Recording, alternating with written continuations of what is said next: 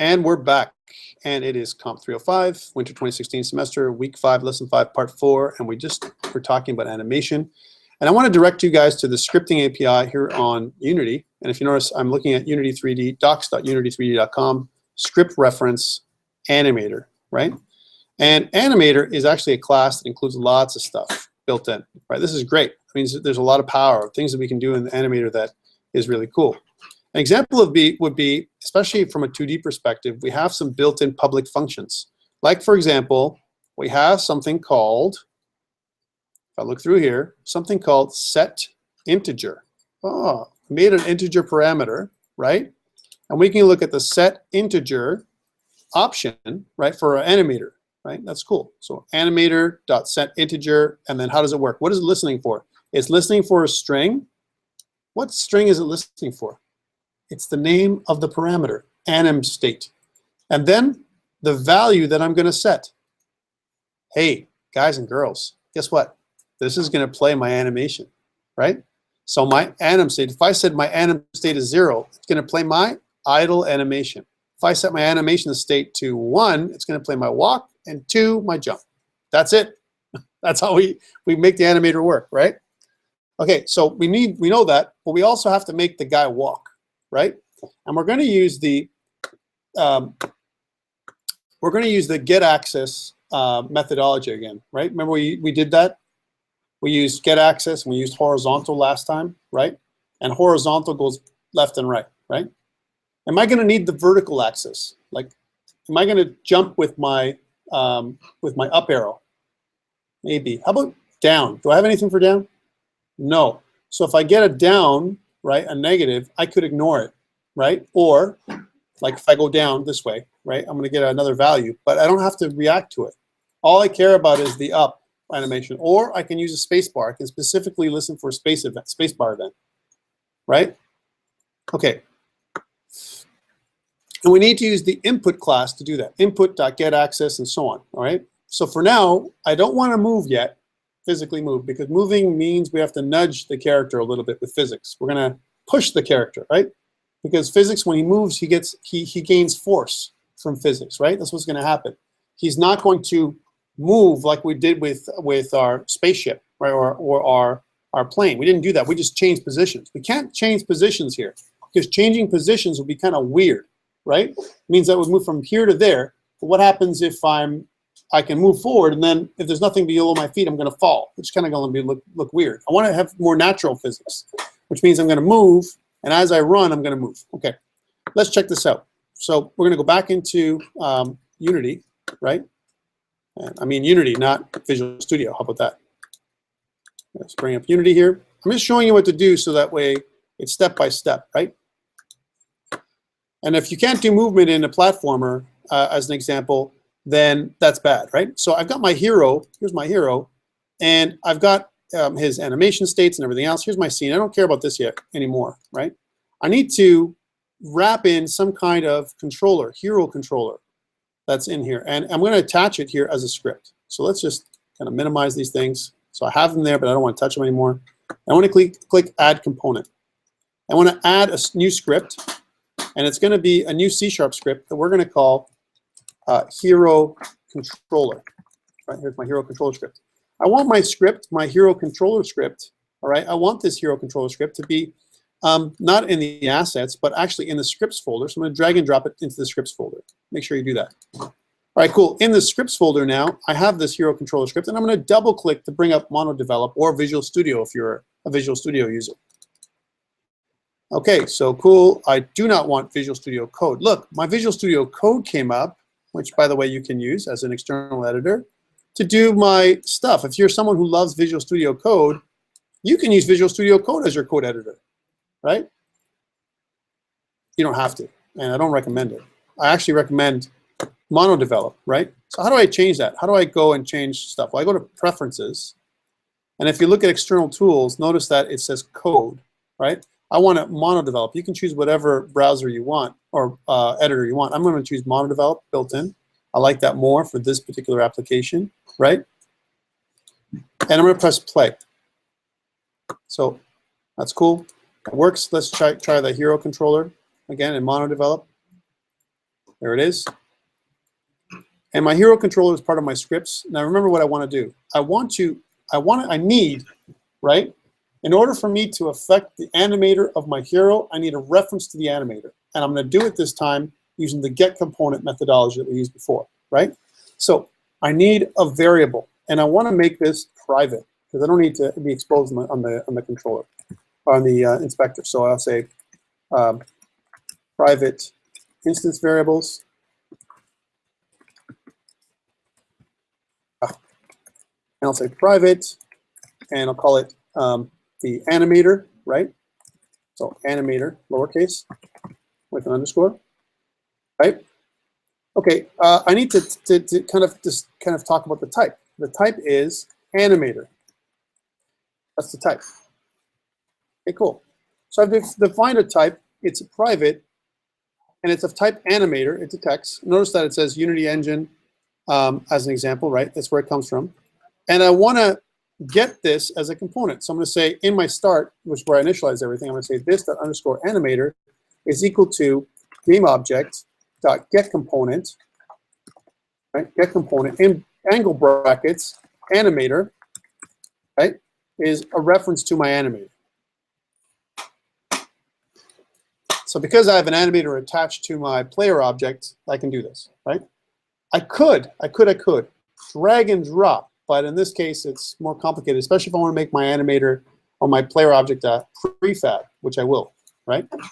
In fact, I'm going to make everything in my scenes these days from now on prefabs that I'm going to drag onto the scene, right? Or I can put into the scene programmatically with a game controller, like we did last time with just the clouds. Again, we're building, right? We talked about building, how we're building up slowly, making it more complex, because Unity can do a lot of stuff. Okay, so we've done this. Now I want to check on update. I want to say, well, I want to get my move, right? So again, I can make it a private variable, right?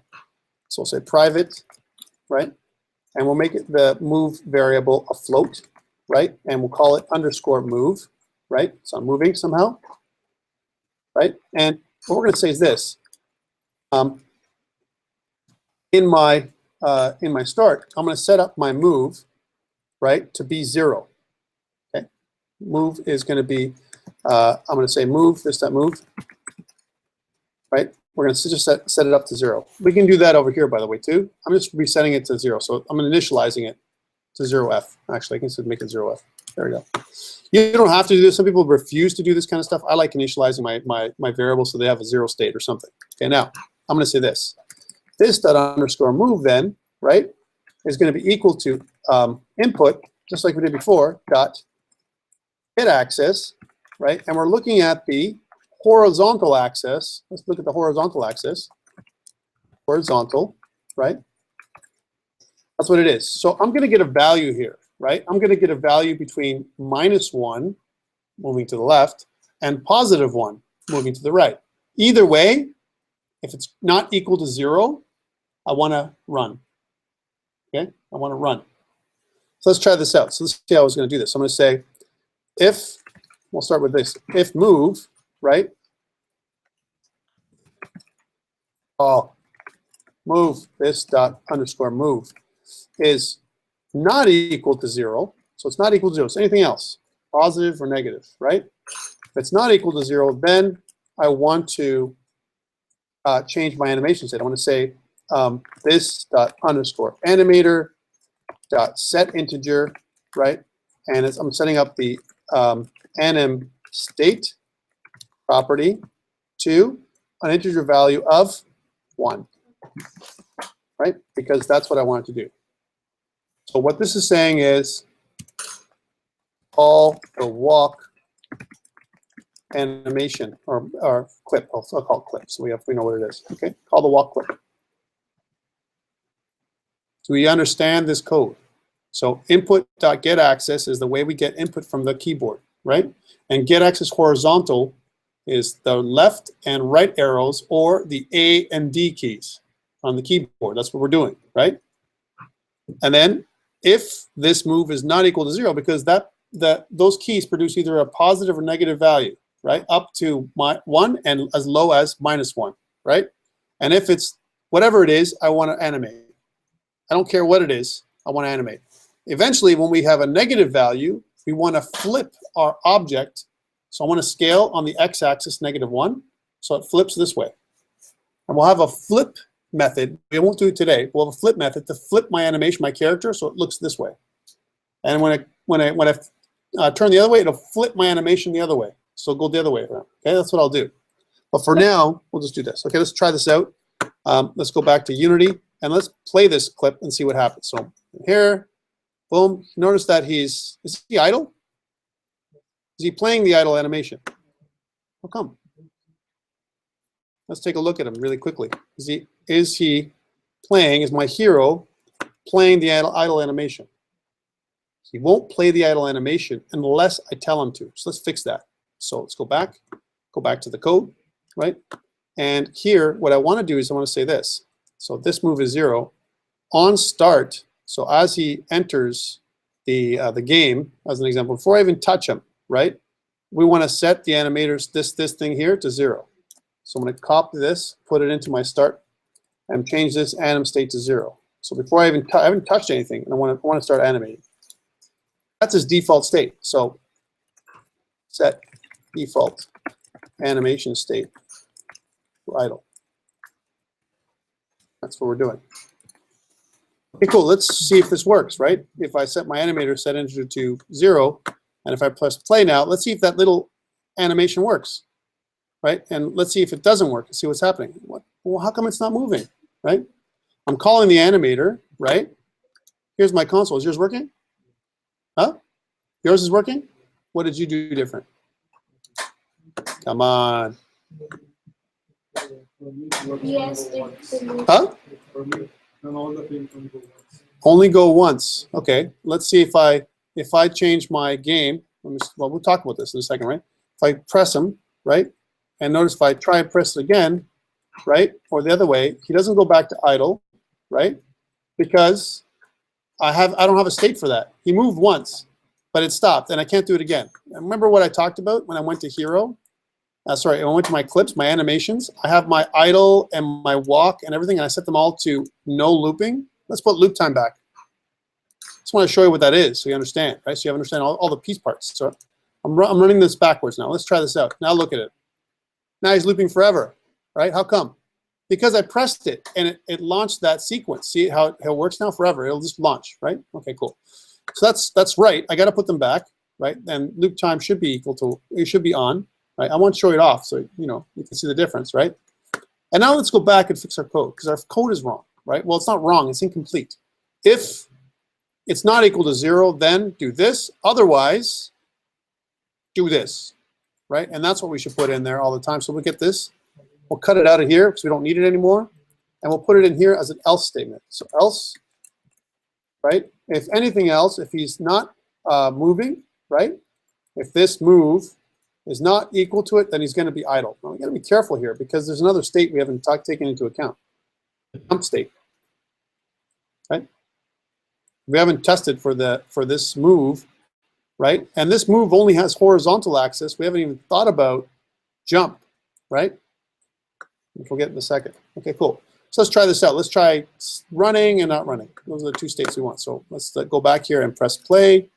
And now we're idle. And now he's playing his idle animation. Take a look, right? Every frame he's checking to see. And if I press this way, he's running. And if I stop, he stops. And if I go this way, he's running. And I stop, he stops pretty much right away, right? Notice, right? He's moving from one state to the other. As I press him, pretty much immediately, depending on how fast I press the state, he runs or stops, right? Do you have this? If you don't have that, you missed something in the code. Let's go back to the code, right? So if I go back to the code, this is what it should look like right now. And by the way, this is incomplete. How is this incomplete? Because I have to check if I'm not pressing the horizontal button, right? If I'm not pressing the horizontal button, but if I press the vertical button, this is where I would check. So I can't do both. I can't jump and run because that would be weird, right? I can either jump or run, but not both, right? So I'm not running and I'm not standing idle. I'm jumping, right? What did I press? I got to check to see if my my up animation, my up button is being pressed. So how do I do that? So I'm going to say this, if, right? And I'll say, again, we have to figure this out. I have to set up another variable for this, which is jump, my jump, right? So let's do that. So I'm going to say up here, private float jump, right? Now there's different ways of doing it. For example, you can say is jumping as a Boolean as well. Guys, there's a million ways to code, right? I'm just thinking of this as we go, right? Let's check this out. So I'll say, well, let's set the jumping, this dot underscore jump. I'll set this to 0 too, right? So 0. So as long as, and I'll say this, every frame, right? I'm going to check to see if he's jumping or moving. So I'll say up here, I'll say if he's jumping, right? If jump is equal to input dot get access, right? And it's vertical, so vertical. Get key is a specific key, by the way, right? If I wanted to use get key, right? That's true. That just because you said it, right? Get key, I'll do it. I meant to use, you know, vertical, but hey, if my get key, look at the key code. I can use key code, right? Key code dot space, right? Spacebar, right, to jump. Or key code dot up arrow, right? It's only the up arrow, but not the down arrow. Who cares about the down arrow? By the way, does this give me a positive number? Is it from 0 to 1? What does it give me with this up arrow? There's different things for get key. It returns different things than get access. So let's leave it as is for now. Put it back to this, get access, right? But you can do that. You can test for specific keys this way. We'll get to that. I want to show you that later. So this is vertical. And all I care about is up. What's up? Is it positive number or a negative number? You sure? Well, let's see. Let's see what it is. Let's just to see what it is, I'm going to do a debug.log, right? .log, and we'll do this underscore jump, right? So we'll do jump. That's all we'll do. So we're going to press an up button. So it has nothing to do with this code right here. So let's go back, test it if you don't know what it is, right? And press play, and it's just going to idle right now. And I'm going to press the up button and see what I get, right? So I'm getting a positive number from 0 to 1. Take a look on the bottom. I'm getting a positive number here. So it's going to go up to 1. If I press the down arrow, I'm going to get a negative number. I don't care about negatives. All I care about is positives. So if my jump is positive, right, and I'm going to check where, I'm going to check in my idle when I'm not running, right? Or do I check, am I running? Do I check the same time if I'm running? Because I can go from running to jumping, but I can't do both. I can't click running and then jumping. It's only one or the other, right? See what I'm saying? I have to take my hand off the running and go jumping. I can't run and jump at the same time. I can run and then jump, but I can't run and jump, right? Otherwise, you're going to get some weird motion, right? So let's talk this out, right? So here's my hero jump. Let's go back to my code. And again, there's different, we can debate this in a different way. So I'm not running, right? As an example, it's 0. I've stopped moving, right? My move is not equal to 0. I'm thinking about this with you guys. Come on. And if I go here, if I put it inside this thing, if I go if this dot underscore jump, right, as an example, is greater than 0, because that's all I care about. If it's only greater than 0, do I want to do it in here? Because then that means that, let's set this up here. We'll put this back in here. That means that this would be 2, right? So, you know, call the jump animation, right? Call the jump clip. That's what I'm doing here, calling the jump clip. If my jump is greater than 0, right? Okay, this is cool, but that means that only it'll work with when I'm not pressing the right button. Let's try that out and see if it works. Because I'm only checking if this is equal to 0. Be careful what this means, right? I'm showing you this because you might be forgiven to think this is correct. It's not. We'll see why, right? It's logic, right? So let's talk about this. So here I am, I fall, and let's go look at my scene for a second. So here's my guy, he's idling, and then I press my run button, I'm done, and then I press my run button and I jump, I jump, and how come? It's not jumping. It's not showing my jump animation. How come? 2, but jump, not going to happen, right? I can't press both. And I'm going to go to idle.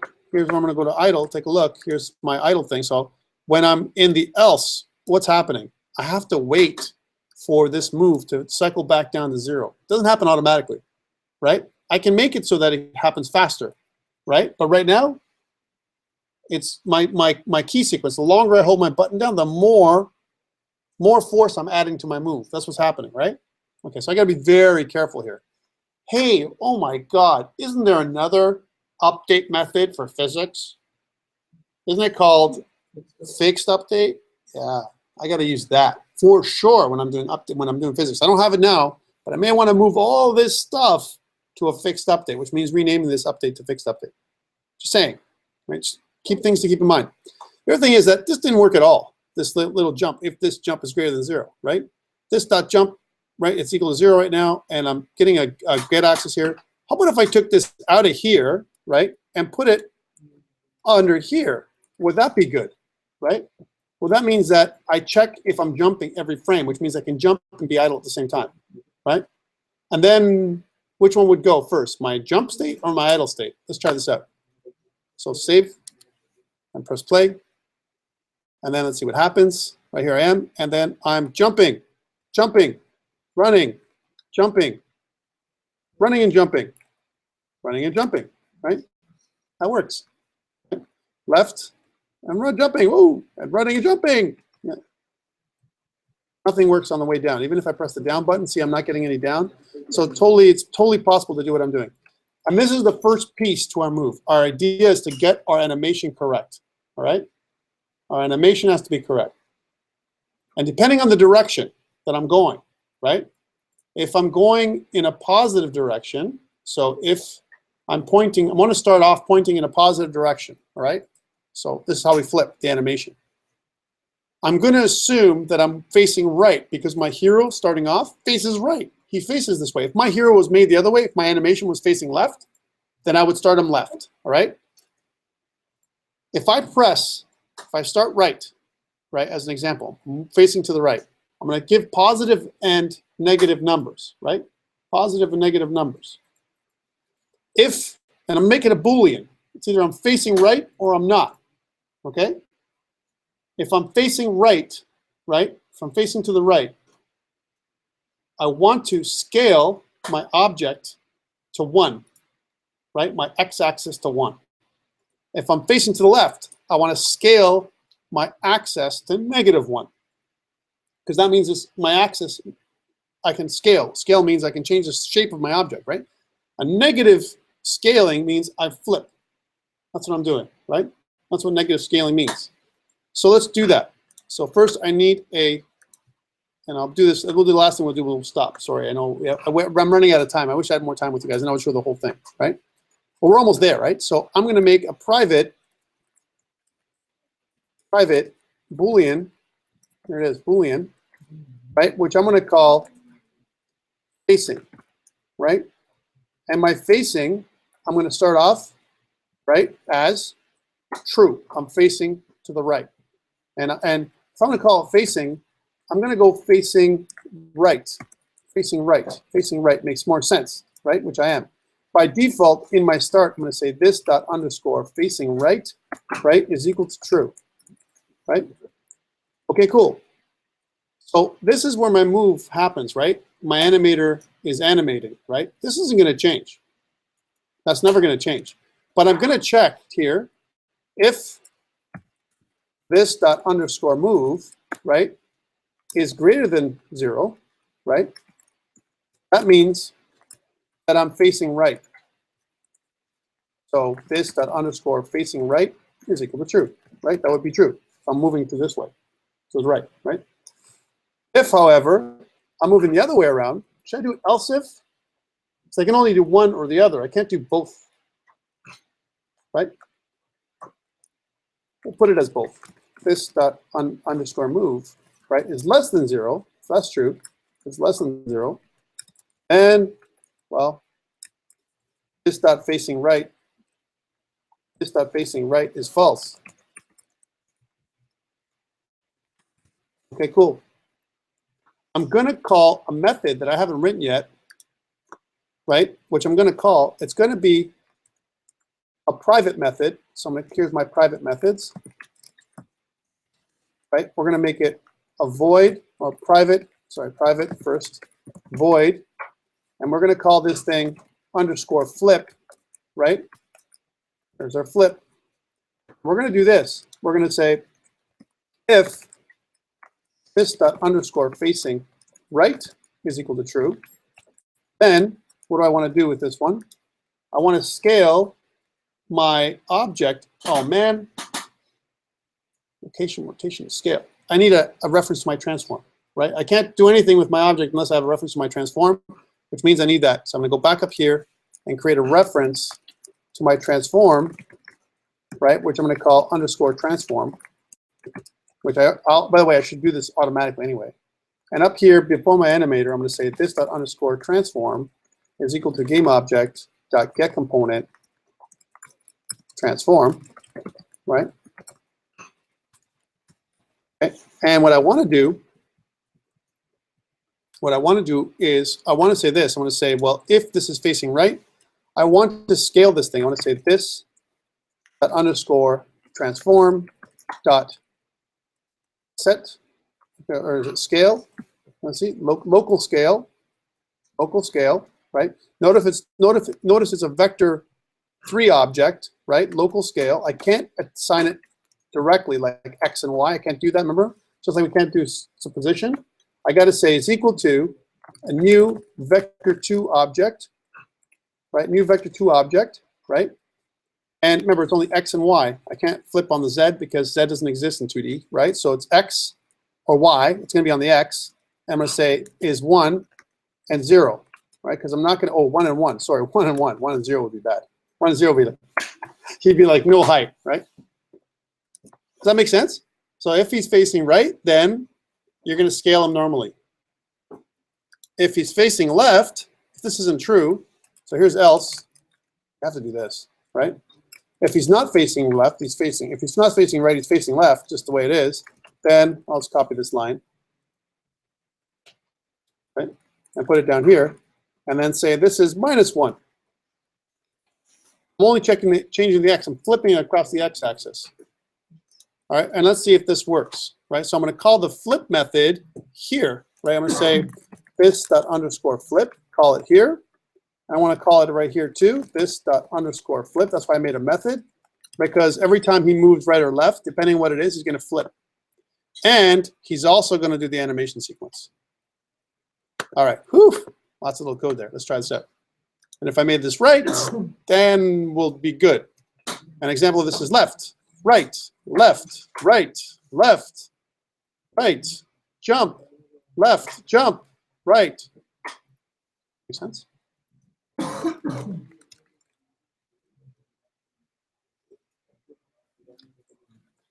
We need this first, ladies and gentlemen, before we move, because now it's going to look like a real character, right? You move left and right. I don't have to make 2 animation sequences.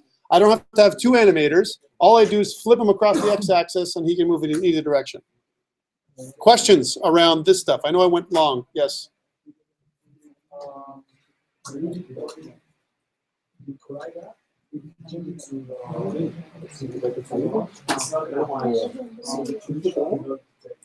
It won't be right. It won't be right. And then we'll talk about that when we get back. You're going to see that there's some weird things when I collide with the block. His nose will go right into it, right? Because he's going to change shape, right? So we got to figure this out. How do I change the shape of my collider? And there's a way of doing that right within the animation. Any other questions before we end for today? Oh, it's working. Yeah, it's working. Yeah, look. If you look at it, hold on a second. Watch. If I go here, if I just jump up, see that? That's a jump. That's how his jump is going to look, right? See it? It is. Yeah. See, look, that's his animation. Oh, and then this is the running. That's a different animation. Here's the animation for running, and here's the jump. Whoa, right? It doesn't show jumping right now because it's just we're not jumping yet, but the animation is working. That piece, right? All right, let's stop this for the day, and then when we get back, we'll talk more. I'm going to put it up on GitHub, and you can see what I've done. All right. Okay, guys. So I'll see you not next week, but the week after. Good luck on your assignment number 2. Yeah, I would recommend you start early. Don't wait until I'm doing the tutorials. Try it out yourself, because this is, again, you see how complex this is just to make them do these things, right? There's a lot involved.